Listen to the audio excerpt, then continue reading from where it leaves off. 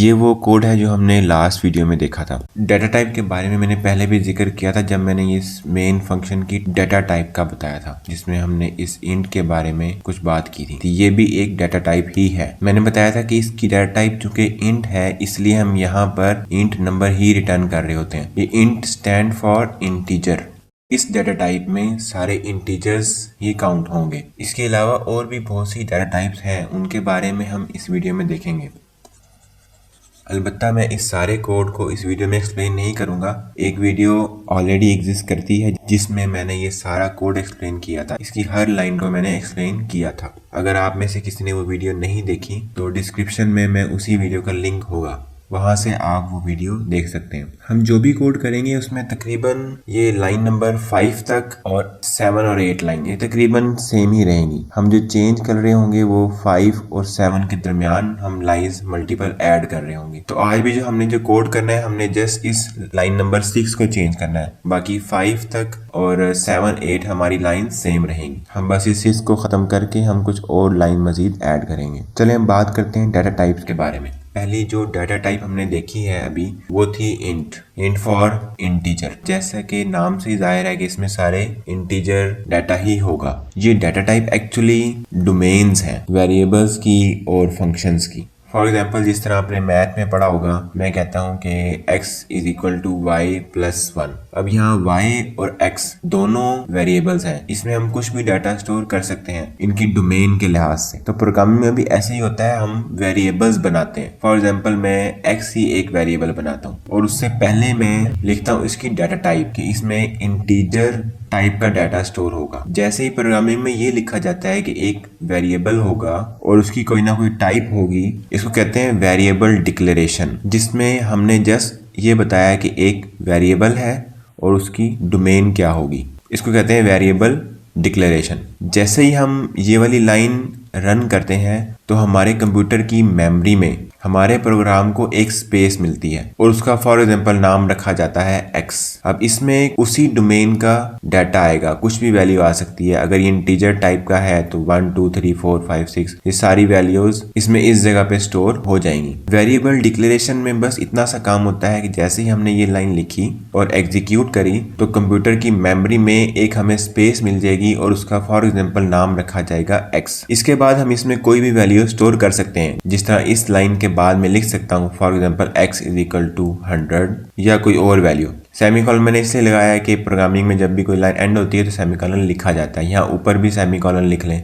अब हर data type की एक रेंज है कि वो कितना नंबर मैक्सिमम स्टोर कर सकता है। जिस तरह मैंने यहाँ लिखा x इज इक्वल टू 100। अब ये नंबर कितना हो सकता है? इंटीजर वेरिएबल का जो साइज है वो है 4 बाइट और एक बाइट 8 बिट्स के इक्वल होता है। तो टोटल बिट्स बनती हैं 4 into 8 is equal to 32 bits. मतलब ये x मैक्सिमम ऐसा नंबर स्टोर कर सकता है जो 32 बिट वाला होगा। अगर एक ऐसा नंबर है 33 बिट्स का है तो x उसको स्टोर नहीं कर सकता। इसको अगर नंबर वाइज देखते हैं तो ये कुछ इतना बनता है 2 की पावर 32, ये वैल्यू बनती है इतनी। अब इसमें कुछ नेगेटिव नंबर भी हैं और कुछ पॉजिटिव नंबर भी हैं। जिस तरह आपने एक्सिस में देखा होगा कि 0 ओरिजिन होता है और इस साइड पे पॉजिटिव नंबर होते हैं और इस साइड पे नेगेटिव नंबर्स होते हैं। तो ये जो नंबर आ रहा है ये टोटल नंबर है। इस पूरी लाइन में कितने नंबर जो इंटीजर डाटा टाइप का वेरिएबल स्टोर कर सकता है। अब नंबर की रेंज निकालने के लिए इसी नंबर को 2 से डिवाइड करें तो आंसर आता है इतना। अब चूंकि रेंज में हम 0 को भी इंक्लूड करते हैं तो एक रेंज तो ये स्पेसिफाई होगी कि 0 से लेकर इस नंबर तक, 0 से लेकर इस नंबर से एक हमने कम करना है क्योंकि 0 वाला नंबर इंक्लूड हम कर चुके हैं। 0 से लेकर -147 लास्ट पे आ जाएगा। इट मीन्स 0 से लेकर 2147 483647 मैक्सिमम नंबर ये होगा। और नेगेटिव वाली रेंज में कितना नंबर होगा मैक्सिमम? इतना। यहाँ पर हमने एक माइनस नहीं किया क्योंकि हमने एक माइनस पॉजिटिव साइड पे कर दिया था। तो ये रेंज हो जाएगी इंट वाले वेरिएबल्स की। मतलब इसमें पॉजिटिव साइड का मैक्सिमम नंबर ये होगा और नेगेटिव साइड का नंबर ये होगा और 0 भी इसमें हम स्टोर कर सकते हैं। इस सारी कैलकुलेशन को मैं एक दफ़ा दोबारा से समझाता हूँ। इंट का एक्चुअल साइज है 4 बाइट और एक बाइट इक्वल होता है 8 बिट्स के। तो टोटल बिट्स कितनी बन जाएंगी, 4 into 8 is equal to 32 bits. अब इसको रखें 2 की पावर में, 2 की पावर 32। 2 की पावर में इसलिए कि कंप्यूटर में सिर्फ 2 ही नंबर है, एक 0 और एक 1, इसलिए हम इसको रखते हैं इन्हीं बिट्स को 2 की पावर में। 2 की पावर 32 ये नंबर बनता है इतना। ये टोटल नंबर्स हैं जो इन डेटा टाइप में इंक्लूड होंगे। इसमें नेगेटिव भी है और पॉजिटिव भी है, और हाफ पॉजिटिव है और हाफ नेगेटिव है। तो हाफ हाफ कैसे निकलेंगे, इस नंबर को 2 से डिवाइड करके। इस सारे नंबर को 2 से डिवाइड करें तो आंसर आता है इतना। अब 0 की एक तरफ इतने नंबर है और दूसरी तरफ भी इतने नंबर है, और 0 होने की वजह से एक नंबर आपने किसी साइड से कम करना है, तो हम पॉजिटिव साइड से एक नंबर कम करते हैं। अब एक तो नंबर हुआ 0। अब 0 से लेकर इस नंबर से एक कम इतना, ये मैक्सिमम नंबर होगा जो इंट में आ सकता है। और नेगेटिव वाली साइड पे कितना नंबर होगा मैक्सिमम, इतना।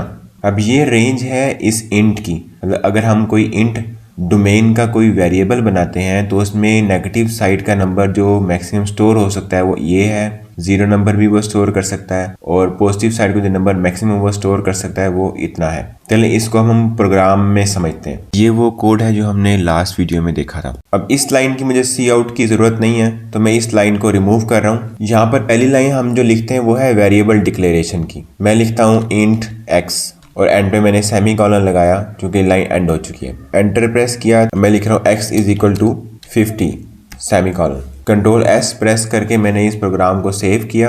अब मैं इसे रन करके देखता हूँ इसकी आउटपुट क्या आती है। प्रोग्राम रन हुआ लेकिन कोई आउटपुट एग्जिस्ट नहीं करती। क्यों नहीं करती, आउटपुट पे तभी आएगा डाटा जब हम सी आउट की कमांड लिखेंगे। सी आउट तो मैंने कुछ लिखा ही नहीं है, इसलिए आउटपुट पे कुछ डिस्प्ले नहीं हुआ। अगर मैं डिस्प्ले करना चाहता हूँ तो मैं यहाँ पर सी आउट की कमांड लिखता हूँ। प्रीवियस वीडियो में हमने कुछ इस तरह से पढ़ा था, सी आउट 2 लेस के साइन डबल कोटेशन मार्क्स के अंदर हमने कोई भी मैसेज लिखना था और एंड पे हमने सेमी कॉलन लगाना था। इससे क्या होता था, ये जो भी हम डबल कोटेशन मार्क्स के अंदर लिखते थे ये आउटपुट में वैसे ही डिस्प्ले हो जाता था। लेकिन अब हमने इस x की वैल्यू को डिस्प्ले करना है, उसका मेथड थोड़ा चेंज है। जब भी हमने किसी वेरिएबल की वैल्यू को डिस्प्ले करना है तो हम उसे डबल कोटेशन मार्क्स में नहीं लिखेंगे बल्कि उसके बगैर लिखेंगे। तो x को इस तरह लिखना है, सिंपल x, क्योंकि हम अब x की वैल्यू को डिस्प्ले करना चाह रहे हैं। अगर मैं इसको डबल कोटेशन मार्क्स के अंदर लिखता हूं तो ये x वैसे ही डिस्प्ले हो जाएगा जैसे ये है। जिस तरह अभी मैं इसको रन करके दिखाता हूं। मैंने प्रोग्राम रन किया तो आउटपुट पे देखो क्या आ रहा है, सिंपल x। लेकिन मुझे तो x की वैल्यू चाहिए थी जो कि 50 आनी चाहिए थी। तो ये मैंने प्रीवियस वीडियो में भी बताया था कि डबल कोटेशन मार्क्स के अंदर हम कुछ भी लिखेंगे उसने एग्जैक्ट आउटपुट पे डिस्प्ले हो जाना है। अब वो कुछ भी हो सकता है, वो मैसेज हो सकता है, कोई सेंटेंस हो सकता है, या कोई वैल्यू हो सकती है, कोई नंबर हो सकता है। जो भी आप डबल कोटेशन मार्क्स के अंदर लिखेंगे वो एग्जैक्ट आउटपुट पे डिस्प्ले हो जाएगा। अगर आप डबल कोटेशन मार्क्स नहीं लिखते इसका मतलब है कि आप वेरिएबल की वैल्यू को डिस्प्ले करना चाह रहे हैं। अब यहाँ मैं x को डबल कोटेशन मार्क्स के बगैर लिखता हूँ। कंट्रोल S प्रेस करके प्रोग्राम को मैंने सेव किया। अब मैं रन करके देखता हूँ इसकी आउटपुट क्या आती है। जैसे ही मैंने प्रोग्राम को रन किया तो आउटपुट देखो क्या आ रही है, 50। जो मैंने x को यहाँ पे वैल्यू दी थी वही आउटपुट पर डिस्प्ले हो रही है। अगर मैं इस वैल्यू को चेंज करता हूँ तो आउटपुट चेंज हो जानी चाहिए। फॉर एग्जाम्पल मैं 50 की बजाय कर देता हूँ 90। कंट्रोल S प्रेस करके मैंने प्रोग्राम को सेव किया और जैसे ही मैंने रन के बटन पे क्लिक करा देखिए आउटपुट चेंज हो गई। अब 90 आ रहा है, पहले 50 था और अब 90 डिस्प्ले हो रहा है क्योंकि अब x की वैल्यू 90 है। पुरानी वाली खत्म हो गई है। खत्म क्यों हुई है, क्योंकि जब हमने ये लाइन लिखी तो हमें मेमोरी में एक स्पेस मिली थी जिसका नाम फॉर एग्जांपल रखा गया था x। अब ये स्पेस एक ही है। यहाँ पे आप अगर एक दफा 50 स्टोर करते हैं, दोबारा आप इसमें 90 स्टोर करना चाह रहे हैं तो पहले 50 खत्म हो जाएगा, उसके बाद 90 अंदर रखा जाएगा। तो 50 ने यहाँ से खत्म होना है, फिर 90 आएगा। तो एक टाइम पे आप सिर्फ एक ही वैल्यू उस वेरिएबल में स्टोर कर सकते हैं। मेमोरी की उस लोकेशन पे सिर्फ एक वैल्यू स्टोर कर सकते हैं एक टाइम पर। इसलिए अब 50 खत्म हो गया और 90 अब आ रहा है। अगर मैं यहाँ नंबर फिर से चेंज करता हूँ तो 90 खत्म हो जाएगा, नया नंबर आएगा। फॉर एग्जाम्पल मैंने यहाँ पे रखा 200। कंट्रोल S प्रेस करके मैं प्रोग्राम को सेव करता हूँ और रन करता हूँ तो आउटपुट चेंज होगी। अब आ रहा है 200। अब ना तो 50 है ना तो 90 है और 200 है। तो एक टाइम पे सिर्फ आप एक ही वैल्यू स्टोर कर सकते हैं इस मेमोरी की लोकेशन में।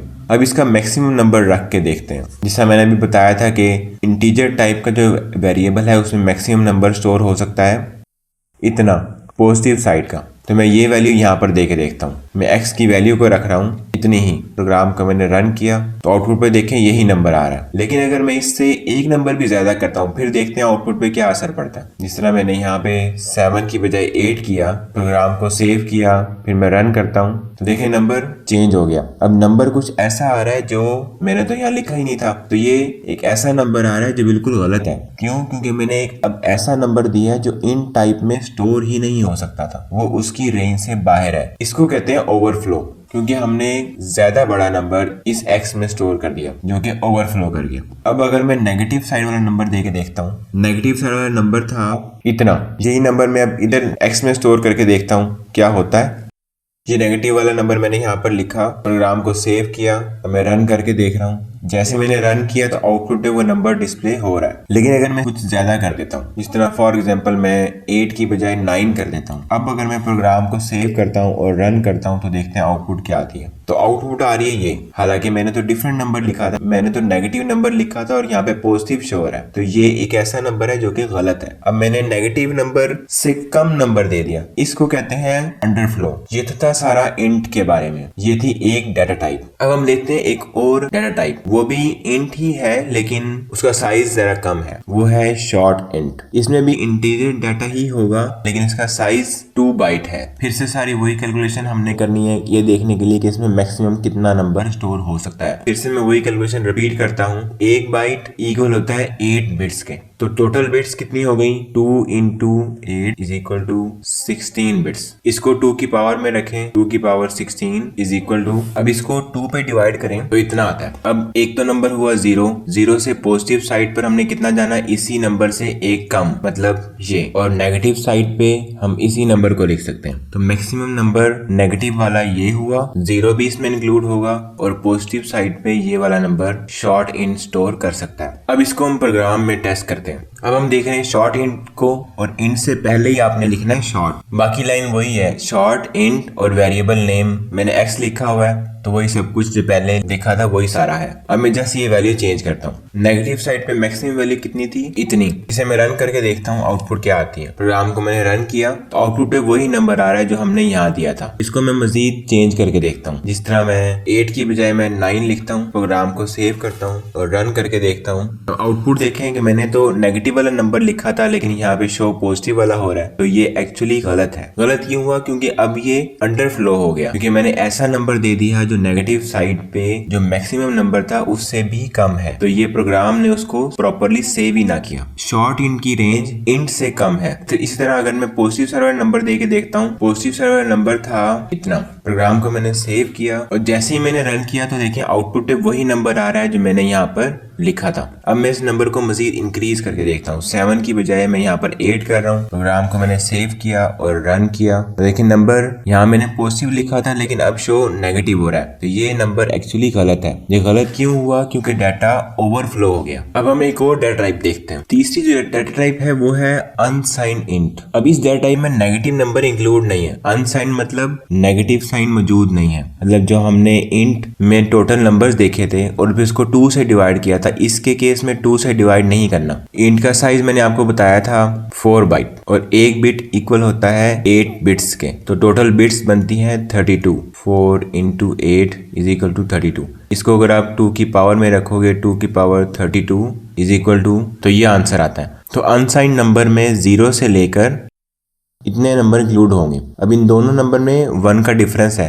1 का डिफरेंस इसलिए क्योंकि इसमें हमने 0 से स्टार्ट किया और ये टोटल नंबर्स लिखे हुए हैं। इतने नंबर्स इस अनसाइंड इंट में इंक्लूड होंगे और एक नंबर चूंकि 0 है इसलिए यहाँ पर एक नंबर इस वाले नंबर से कम है। तो मैक्सिमम नंबर अनसाइंड इंट जो स्टोर कर सकता है वो ये है। इसको भी आप प्रोग्राम में टेस्ट कर लीजिएगा। मैं थोड़ा वीडियो शॉर्ट करने के लिए ये इसकी एग्जाम्पल प्रोग्राम वाली स्किप कर रहा हूँ। वैसे ये वैसे ही रन होनी है जैसे ऊपर वाली दोनों मैंने एग्जाम्पल अभी दिखाई है। नेक्स्ट डाटा टाइप जो हमने अभी देखनी है वो है फ्लोट। अभी तक हमने डाटा टाइप देखी है वो थी इंट। ये सारी इंट थी, इसमें सिर्फ इंटीजर डाटा था। अब हमने देखना है अगर हमारे नंबर में डेसिमल्स आ रहे हैं, पॉइंट्स आ रहे हैं, तो उसको किस डाटा टाइप में स्टोर करेंगे। तो उसके लिए हमारे पास अवेलेबल है फ्लोट। इसका साइज 4 बाइट होता है और ये इतने नंबर से लेकर इतने नंबर तक ही डाटा स्टोर कर सकता है। इसकी हम प्रोग्राम में एग्जांपल देखते हैं। ये सारा प्रीवियस कोड मैं रिमूव कर रहा हूँ। मैं यहाँ पर लिखता हूँ फ्लोट और वेरिएबल का नाम मैं x ही रख रहा हूँ। ये हो गई वेरिएबल की डिक्लेरेशन। अब इस लाइन के बाद मैं एंटर प्रेस करके इसी वेरिएबल को कोई ना कोई वैल्यू देता हूँ। फॉर एग्जाम्पल मैं लिखता हूँ 32.5 और लाइन एंड हो चुकी है इसलिए मैं सेमीकोलन लिख रहा हूँ। कंट्रोल S प्रेस करके मैंने प्रोग्राम को सेव किया और रन किया तो आउटपुट फिलहाल मुझे कोई शो नहीं हो रही क्योंकि मैंने सी आउट में x को डिस्प्ले नहीं किया। मैं एंटर प्रेस करके एक सी आउट की स्टेटमेंट लिख रहा हूँ और उसमें इसी वेरिएबल को डिस्प्ले कर रहा हूँ। फिर से मैंने x के गिर्द डबल कोटेशन मार्क्स यूज नहीं किए क्योंकि मैं x को वेरिएबल के तौर पर ट्रीट कर रहा हूँ। इसकी मुझे वैल्यू डिस्प्ले करनी है आउटपुट पर, इसलिए मैंने इसके गिर्द डबल कोटेशन मार्क्स नहीं लिखे। अगर मैं लिखता तो ये आउटपुट पे x ही डिस्प्ले होता, ना कि उसकी वैल्यू। अब मैं इसको रन करके देखता हूँ उसकी आउटपुट क्या आती है। जैसे मैंने प्रोग्राम को रन किया तो नीचे देखें वैल्यू क्या आ रही 32.5 जो मैंने यहाँ पर वेरिएबल में दी थी। अब फॉर एग्जांपल अगर मैं फ्लोट को चेंज करके यहाँ पे इंट रखता हूँ तो आउटपुट पे क्या असर पड़ेगा। मैंने यहाँ फ्लोट की बजाय इंट रखा, प्रोग्राम को सेव किया और रन किया तो अब देखें आउटपुट पे क्या असर हुआ। इंट चूंकि स्टोर ही नहीं करता था डेसिमल नंबर को, फ्लोटिंग नंबर को स्टोर ही नहीं करता था, इसलिए उसने पॉइंट्स वाले पार्ट को एक्सक्लूड कर दिया, सिर्फ डिस्प्ले किया 32 क्योंकि इंटीजर को इस पॉइंट के बाद का डाटा पता ही नहीं है, पॉइंट के बाद की इंफॉर्मेशन उसे नहीं पता, तो उसने सिर्फ पॉइंट से पहले वाला डाटा रखा, बाकी रिमूव कर दिया। तो अगर हम पॉइंट को इंक्लूड करना चाहते हैं तो उसके लिए डाटा टाइप अवेलेबल है फ्लोट के नाम से। नेक्स्ट डाटा टाइप भी हमारी फ्लोट की तरह की है लेकिन उसका नाम है डबल। फ्लोट में डेसिमल पॉइंट्स कुछ कम होते हैं, अगर हम उसको थोड़ा एक्सटेंड करना चाहते हैं तो उसके डाटा टाइप अवेलेबल है डबल के नाम से। तो आपके पास ऐसा नंबर है जो थोड़ी प्रिसीजन तक है तो आप फ्लोट यूज कर सकते हैं, और अगर ज्यादा प्रिसीजन तक आपको वैल्यू चाहिए उसकी तो आप डबल यूज कर सकते हैं। तो इसकी रेंज क्या होती है इतनी, और ये फ्लोट से कहीं गुना ज्यादा ही है। इसकी मैं प्रोग्राम वाली एग्जांपल स्किप कर रहा हूँ वीडियो को थोड़ा शॉर्ट करने के लिए। फ्लोट की हम ऑलरेडी देख चुके हैं तो वैसी ही डबल की भी है, बस इसमें थोड़ा प्रिसीजन का डिफरेंस है। नेक्स्ट हमारी डाटा टाइप है चार। चार मीन्स कैरेक्टर्स। अभी तक हमने जो डाटा टाइप देखी थी वो सारी नंबर से रिलेटेड थी, लेकिन अब है चार। अगर हमने कैरेक्टर स्टोर करने हैं किसी वेरिएबल में, जिस तरह हम किसी वेरिएबल में एक पर्सन का नेम स्टोर करना चाहते हैं, एक कोई लेटर स्टोर करना चाहते हैं, तो फिर हम कौन सी डाटा टाइप यूज करेंगे, तो उसके लिए वेरिएबल है चार। इसका साइज होता है 1 बाइट। ये जो कीबोर्ड पे कैरेक्टर्स हैं इन सब का साइज 1 बाइट होता है। 1 बाइट मीन 8 बिट। इसकी हम प्रोग्राम में एग्जांपल देखते हैं। ये सारा प्रोग्राम मैं रिमूव कर रहा हूँ। अब हमने डाटा टाइप देखनी है चार। मैंने लिखा चार और वेरिएबल का नाम मैं फिर भी x ही रख रहा हूँ। वैसे वेरिएबल का नाम आप कुछ भी रख सकते हो। सजेशन ये होती है कि कोई आप ऐसा नाम रखो जो आपके वर्क से मिलता जुलता हो। जैसे मैं यहाँ नाम यूज कर सकता हूँ माई फर्स्ट चार, मतलब मैं पहला कैरेक्टर सेव करके देख रहा हूँ तो मैंने इसी पर्पस से उससे नाम रख लिया माई फर्स्ट चार। तो आप कोई भी नाम अपनी मर्जी से रख सकते हैं। सजेशन यही है कि जो आप काम कर रहे हैं, जिस मकसद के लिए वेरिएबल को बना रहे हैं, उससे मिलता जुलता ही नाम रखें, बजाय इसके कि आप XYZ ABCD रखें। अब इसमें मैं कोई भी कैरेक्टर सेव कर सकता हूँ। मैंने उसी वेरिएबल का नाम लिखा माई फर्स्ट चार। अब मैं इसको कोई वैल्यू देना चाह रहा हूँ इज इक्वल टू, अब मैंने यहाँ कोई भी कैरेक्टर देना है तो कैरेक्टर देने के लिए मैंने सिंगल कोटेशन मार्क्स यूज करनी है। फॉर एग्जांपल मैं यहाँ देता हूँ A, तो लाइन चूंकि अब एंड हो चुकी है, मैंने सिंगल कोटेशन के बाहर लिखना है सेमीकोलन। प्रोग्राम को मैंने सेव किया और मैं रन कर रहा हूँ। जैसे मैंने रन किया तो मुझे कोई आउटपुट शो नहीं होती क्योंकि मैंने सी आउट तो लिखा ही नहीं। तो इसी वेरिएबल की वैल्यू को डिस्प्ले करने के लिए मुझे सी आउट लिखना पड़ेगा। मैं यहाँ पे एंटर प्रेस कर रहा हूँ, फिर से मैंने सी आउट की कमांड लिखी, 2 लेस के साइन। अब मैं वेरिएबल की वैल्यू डिस्प्ले करना चाह रहा हूँ, इसलिए डबल कोटेशन मार्क्स नहीं लिखूंगा। मैं वही वेरिएबल का नाम लिख रहा हूँ माई फर्स्ट चार और सेमीकोलन। प्रोग्राम को मैंने सेव किया और रन के बटन पे मैं क्लिक कर। जैसे ही मैंने रन किया तो नीचे देखें आउटपुट पे क्या डिस्प्ले हो रहा है, वही जो मेरे वेरिएबल की वैल्यू थी A। अब मैं इसे चेक करने के लिए चेंज करके देखता हूँ। फॉर एग्जांपल मैंने A की बजाय रख दिया H। प्रोग्राम को मैंने सेव किया देन रन किया तो अब देखें A की बजाय अब H हो गया। A खत्म हो जाएगा। मेमोरी में एट अ टाइम बस एक ही स्टोर हो सकता है। वेरिएबल के एक नाम के अगेंस्ट एक वैल्यू ही स्टोर हो सकती है। और एक और बात, ये चार सिर्फ एक ही कैरेक्टर को स्टोर करेगा। अगर मैं यहाँ पे मल्टीपल लिख देता हूँ, फॉर एग्जांपल मैं यहाँ पे लिखता हूँ I, अब मैं इसे रन करके देखता हूँ तो देखते हैं आउटपुट पे क्या आता है। तो आ रहा है सिर्फ I, H स्किप हो गया। क्यों? क्योंकि ये एक ऐसे वेरिएबल में HI को हम सेव कर रहे हैं जो कि चार टाइप का है और चार सिर्फ एक कैरेक्टर को स्टोर कर सकता है। तो पहले मेमोरी में H स्टोर हुआ था, फिर हमने I भी चूंकि लिखा हुआ है तो फिर I स्टोर हुआ H खत्म होने के बाद। तो जो लास्ट पे सिर्फ आई ही स्टोर था तो आई ही डिस्प्ले हुआ। हम एक वेरिएबल नेम के अगेंस्ट सिर्फ एक ही वैल्यू स्टोर कर सकते हैं एक टाइम में, और इसका मैंने साइज बताया था 1 बाइट, मैक्सिमम भी और मिनिमम भी। अब अगर मैं मल्टीपल कैरेक्टर स्टोर करना चाहता हूं तो उसका क्या सोल्यूशन होगा? सोल्यूशन में हम कोई नई डेटा टाइप नहीं देखेंगे, बल्कि ये 4 से ही मिलकर बनती है। इसको कहते हैं स्ट्रिंग। इसमें हम मल्टीपल कैरेक्टर स्टोर कर सकते हैं, लेकिन ये कोई नई डेटा टाइप नहीं है, ये बस 4 से मिलके ही बनी हुई है। इसकी एग्जांपल देखते हैं कैसे होगी। ये सारा कोड मैं रिमूव कर रहा हूँ। मैंने यहाँ पर लिखना है स्ट्रिंग। जिस तरह अभी हमने वेरिएबल का नाम कोई लिखा था, तो मैं यहाँ पे फिर वही वेरिएबल का नाम दे रहा हूँ और मैं यहाँ पर लिखना चाह रहा हूँ अपना ही नेम। अब ये नेम एक वेरिएबल है जो मैंने इसलिए रखा कि मैं इस वेरिएबल में अपना नाम स्टोर करूंगा, और ये कैरेक्टर से मिली हुई एक डेटा टाइप ही है। नेक्स्ट स्टेप है इस वेरिएबल में वैल्यू देना। तो मैं दे रहा हूँ name is equal to Mohammad Abu Bakar Aslam. ये मैंने सारा अपना नाम लिख दिया और ये मैंने सिंगल कोटेशन मार्क्स के अंदर ही लिखा है। अब मैंने इसी वेरिएबल की वैल्यू को डिस्प्ले करना है, तो मैं सी आउट की कमांड यूज करूंगा। फिर से सी आउट 2 लेस के साइन, फिर वेरिएबल नेम और सेमीकोलन, क्योंकि लाइन एंड हो चुकी है। इस स्ट्रिंग को रन करने के लिए हमें एक हेडर फाइल की जरूरत पड़ेगी, जो हम ऊपर अभी लिखते हैं। हेडर फाइल है इसकी string.h, h for header file या प्री प्रोसेसर डायरेक्टिव भी कहते हैं इनको। अभी तक हमने सिर्फ एक ही हेडर फाइल पढ़ी थी जिसका नाम था iostream। अभी हम देख रहे हैं एक न्यू हेडर फाइल जो स्ट्रिंग की डेटा टाइप को हैंडल करने के लिए यूज होगी। अब इसी के बाद मैंने ये हेडर फाइल इंक्लूड कर देनी है।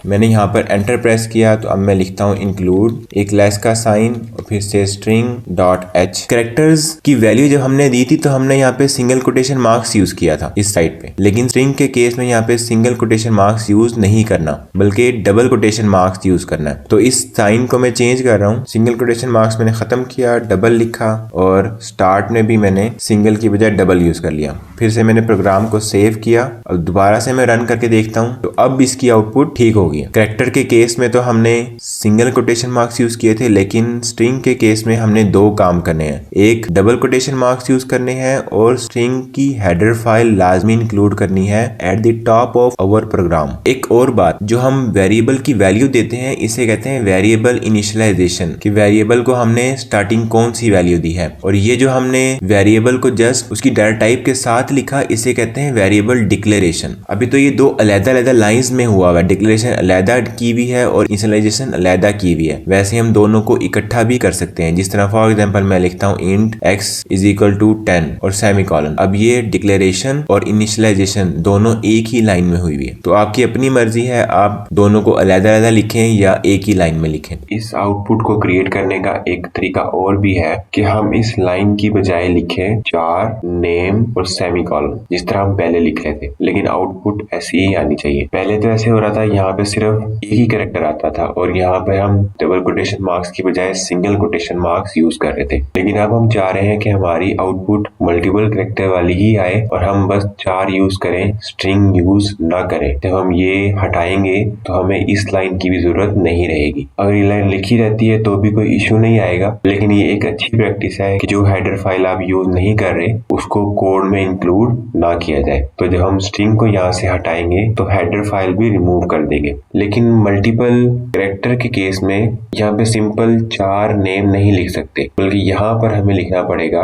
नेम के साथ स्क्वायर ब्रेसेस। तो ये लाइन अब इस तरह हमें लिखनी पड़ेगी, 4 नेम और स्क्वायर ब्रेसेस ओपन, फिर साथ ही क्लोज, और ये लाइन जो कि एंड हो चुकी है इसके बाद सेमीकोलन। अब इसको मैं कोड में लिख के समझाता हूँ कि कैसे लिखा जाएगा। पहला काम हमने करना था, इस लाइन की बजाय मैंने एक नई लाइन लिखनी है जिसमें स्ट्रिंग की बजाय लिखना है 4। तो स्ट्रिंग को मैंने रिमूव किया और मैं यहाँ लिखता हूँ 4, और नेम के बाद मैंने स्क्वायर ब्रेसेस ओपन करनी है और साथ ही क्लोज कर देनी। एक काम तो ये करना था। दूसरा, अब चूंकि हमने यहाँ से स्ट्रिंग हटा दिया है तो हमें ये लाइन भी रिमूव कर देनी चाहिए। मैं इस लाइन को भी रिमूव कर रहा हूँ।